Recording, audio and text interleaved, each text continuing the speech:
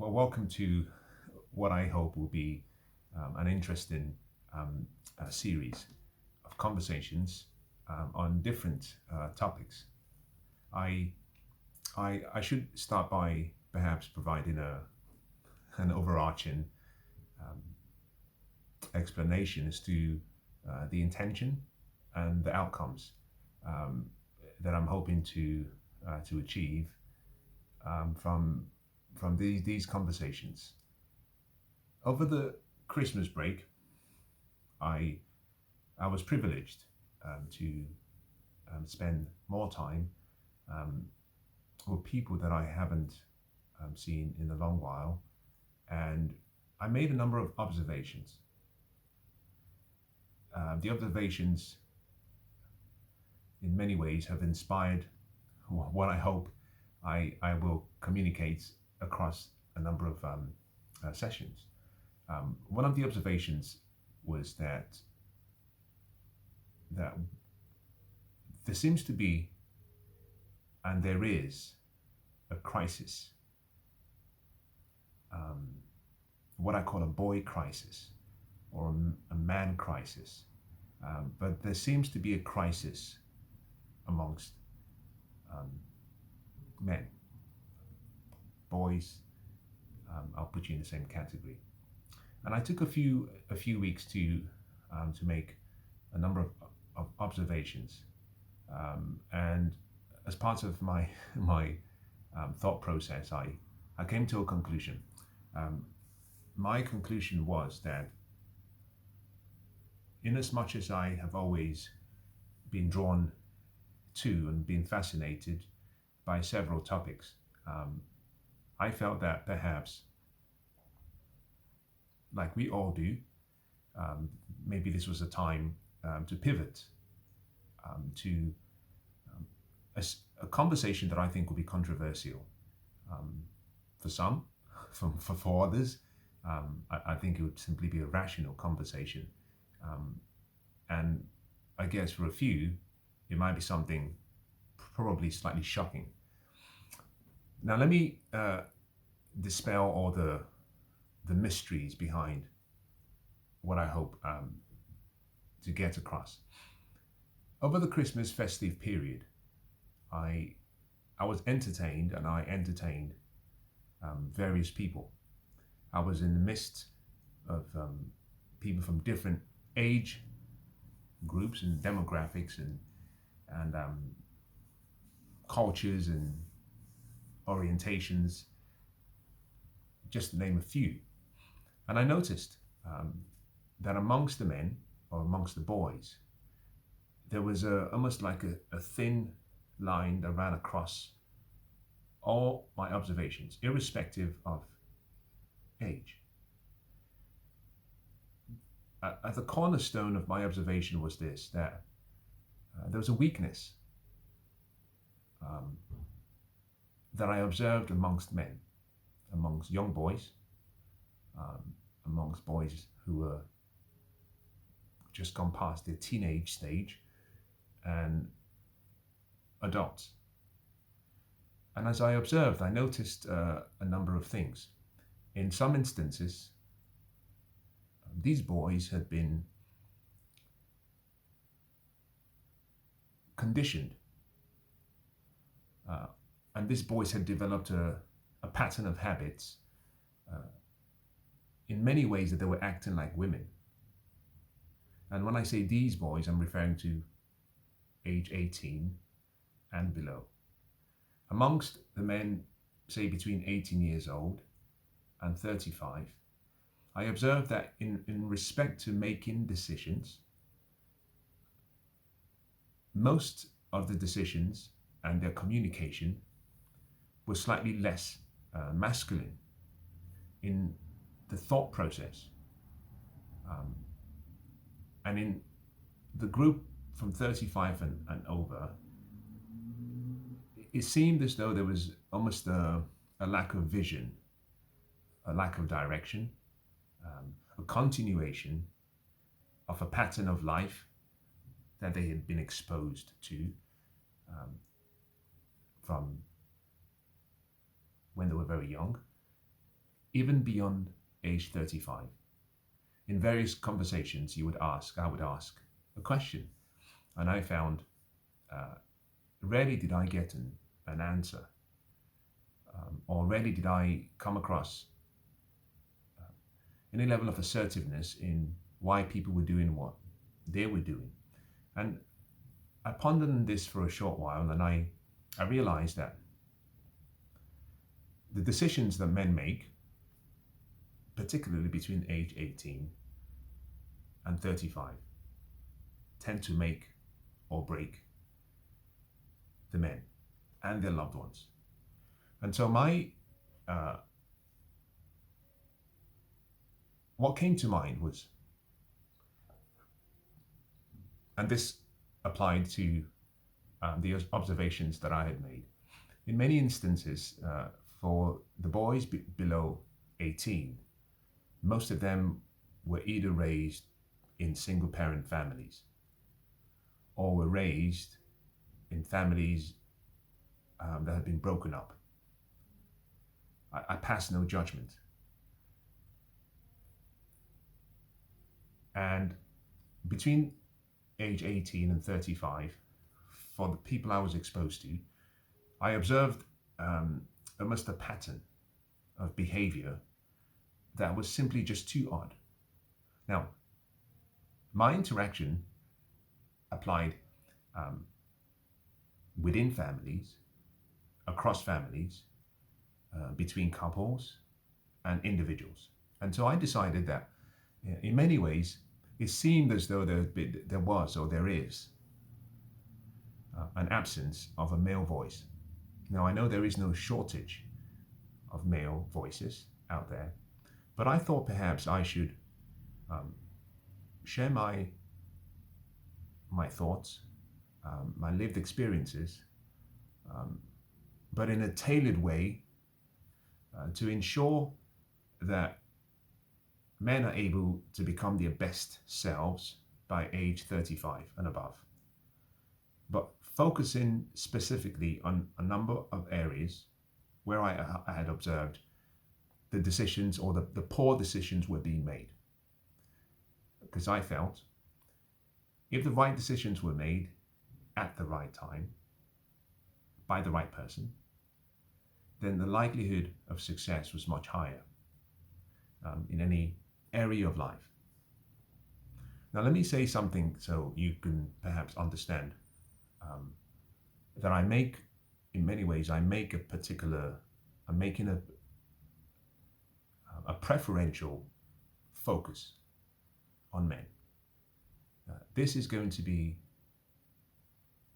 for men, my target demographics, my audience, in many ways who I'm speaking to are men. I'm going to separate the conversations I have into three groups. I'm going to make this seem like more of like a university. I'm going to have what I call my postgraduate students, 35 and above. Between 18 and 35, I'll call my undergraduate students. And from 18 years old and below, I would call my preschool students. So we have PS, preschool, UG, undergraduates, and PG, postgraduates. Now I make that distinction for the primary reason being that the knowledge and the information I share will not apply to people in every group. So you have to be intelligent as you listen to separate what is said to the target group and make sure that you're not applying the same ideas without discrimination. Like I've always said, no one has all the answers. My purpose is to put a voice out there, share my experiences, share some ideas, controversial as they may be, and then you have to do something which I employ you to do, which is to take the information. Do not accept the information on face value. Do not reject the information at the first time you hear it. And if you can, do not neglect the information over time. But ask yourself the simple question, will this information help me achieve my goals and my dreams? Whenever the answer is no, then you can put the information aside and you can return back to the information. Because depending on where you are in your development and your age, you might find that an information that is particularly valid as an undergraduate may not be applicable or valid as a postgraduate. Now keep that in mind. Now the second thing I will say is, I am not going to be a moralist in my positions. I am not going to be speaking to morals or ethics. I'm not going to be making necessarily value judgments, although occasionally I will make a judgment of value. And what that simply means is that my focus is on outcomes. In many ways, I am looking at you and I'm asking myself the question, how do I get you from where you are to where you should be? And how do I ensure that as you navigate that path, what would normally be errors of omission or errors of commission that someone would make had they been in your shoes, how do I ensure that you avoid making such mistakes? Mistakes that I have made, mistakes that I have seen my loved ones, my friends, my associates make, mistakes that I have avoided. How do I ensure that I can transfer and deposit the experiences from a lived life into your life in such a way that in many ways you stand on the mistakes that have been made by people who have come and who are older than you. I've always believed that there are two ways of learning. You can learn from your experiences. We call that PE, personal experiences. Or you can learn from other people's experiences, OPE. The first way of learning is very costly.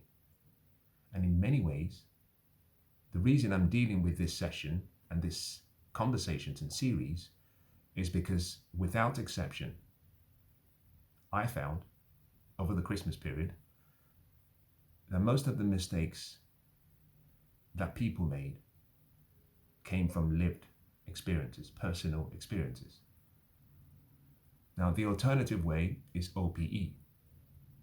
So you can learn from your mistakes or you can learn from mentors and from other people. Now, you don't have to, hold a hot pot to recognize that it can burn your fingers or it can burn your hand. There's certain things that we can avoid. We're not animals that have instinct and the genetic code. We have an intellectual faculty, but we have to develop that faculty. Now, I explain all of this to make a point, which is I am going to be focusing on outcomes. So when you listen or you hear some of the things that I will share, as cringy, as irritating, as annoying, as shocking, as controversial as it might sound, keep in mind, whether you are female or male, keep in mind this question. What is the outcome he's intending for men? What is the outcome? And at the bottom of what I intend is for you to become your best self.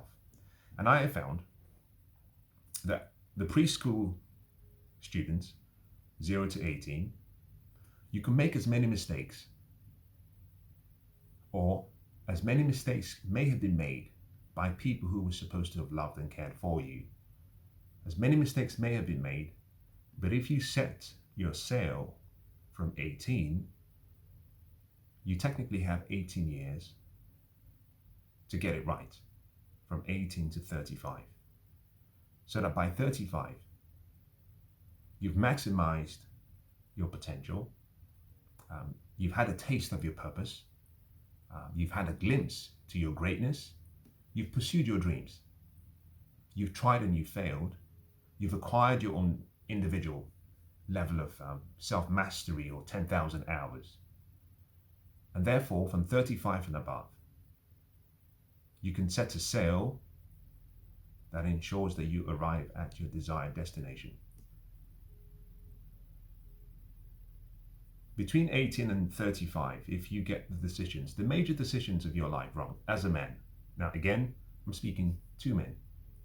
If you get the major decisions between 18 and 35 wrong, there's a very high likelihood that the damage that may have been done becomes so high that it's virtually, I wouldn't use the word impossible.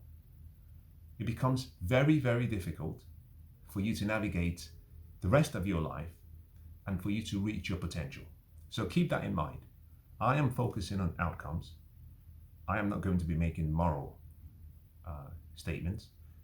I am not going to be looking at the reality of the world that we live in today from the therapeutic lens that most people tend to have. In many ways, I'm going to deal with the world as it is. And just so you have in mind how I feel, a lot of the advice that I'm going to give, a lot of the suggestions that I'm going to put forward, go against what you might necessarily call one's moral compass. But there's something slightly different, and that is, I do not look at the world through the therapeutic lens. I look at the world today as it is. And the question I'm going to try and answer is, how do I get you from A to B? The shortest distance between 2 points is a straight line. You're going to find that a lot of the things that I was told as a young man, as a young boy, are no longer applicable in today's environment. I offer no explanations as to why. This is not a conversation of, why the sky is blue. The sky is blue, just deal with the color, just move on. Now, with that said, again, 3 separate groups. What I call preschool, 0 to 18, undergraduate, 18 to 35, postgraduate, 35 and above. My observation has been between 18 and 35, that group, the undergraduate students, are the most important to me, and possibly the most I can significantly assist. Now, again, this is for men. Women, you're more than welcome to join. More than welcome to join the class. And in many ways, all of my life, I have always been drawn to the idea of personal development and self-learning and continuous improvement. And I've never differentiated between sexes. And what that simply means is the advice I am giving to men are also applicable to women with certain modifications. One way would be to simply invert the advice. It's the process of inversion. You invert the advice, and that tells you what you should be doing as a lady or woman, or what you should not be doing as a woman. Every now and then as I move forward, I'll stop. I might deal with the opposite sex, just so that there is a perspective for what a man should either do or avoid. But I want to make it very clear, this is about men, because I think we have a serious, significantly uh, a significant hole within the male domain for leadership. We become too politically correct. We become too soft. People are too worried about being cancelled. The elephant is in the room, but we're avoiding the conversation. And my intention is to say things as I see them, and as I believe they are. I will make broad generalizations, but recognize that is the essence of making a broadcast. It's a broad generalization. So when I say men, I'm not referring to all men. All refers to 100%. When I say men, I'm referring to generally most men, which simply means all you need is 50.1%, and that becomes the majority. So keep that in mind, because usually most people might say, well, there's an exception. I am an exception. My family is the exception. My girlfriend is my mother is the exception. I accept. There will be exceptions. The exception does not disprove the rule. The rule is the rule, the majority, and there will be exceptions. So it will not apply to every single person. And I will use, to avoid being brief, using the element of brevity, I don't have to say most men or all men all the time. I would just simply say men, or I would say women. My intention as this goes forward will be to try and make this an open conversation where people can join me live.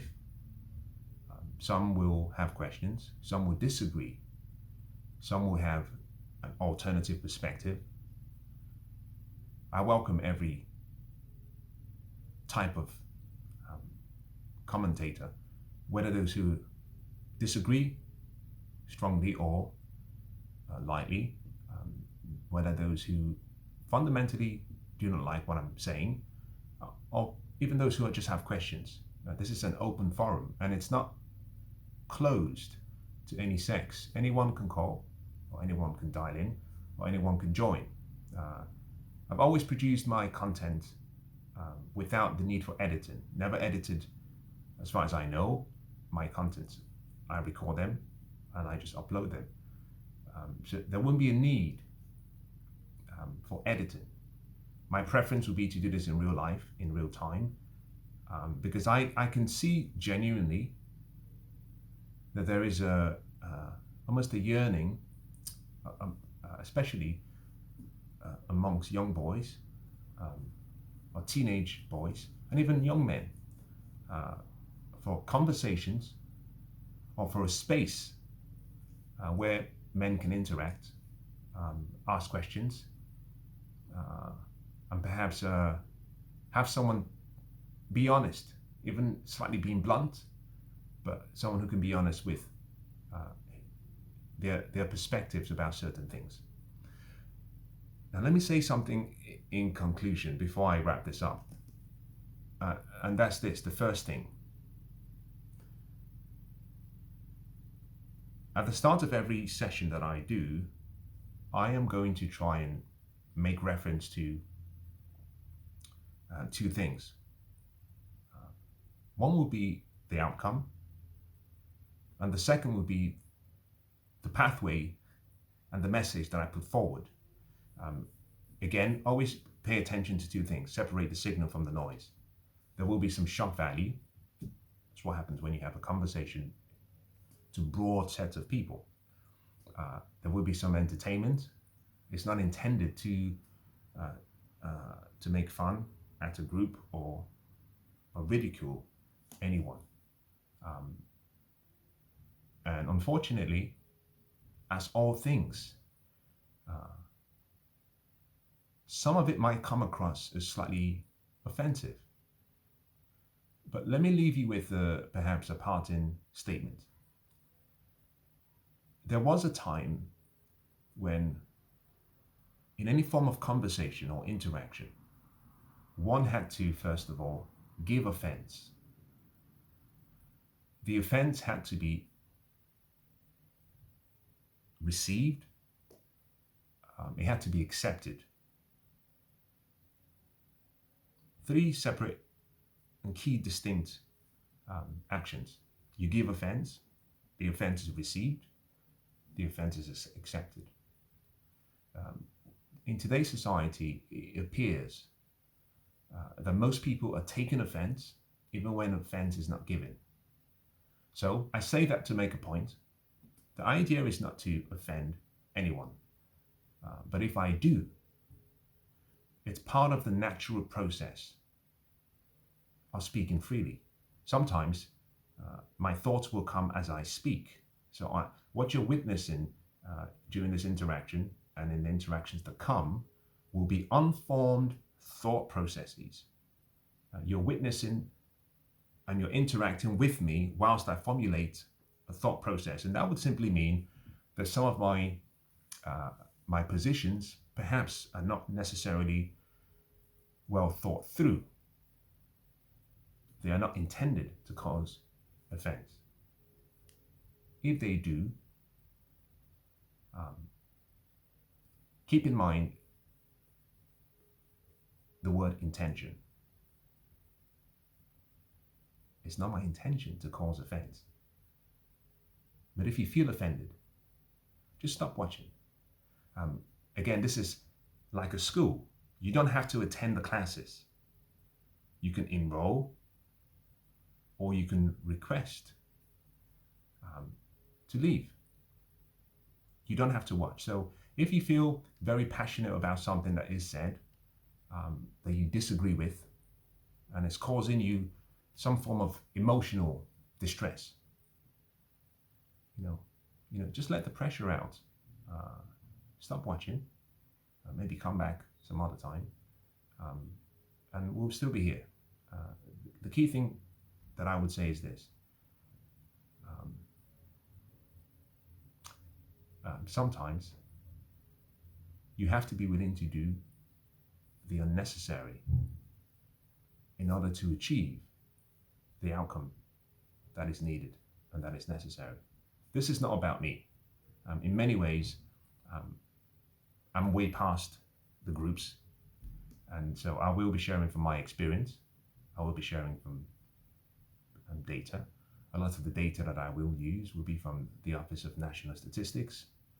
So it's data that you can verify and you can look up. I will use as little anecdotal experience as I can, and I'll try to keep it more broadly. The idea would be to provide a learning experience, with the intention being that maybe a lot of the men that I see today can maybe start to develop and grow some backbone, because that's something that I've seen very little of.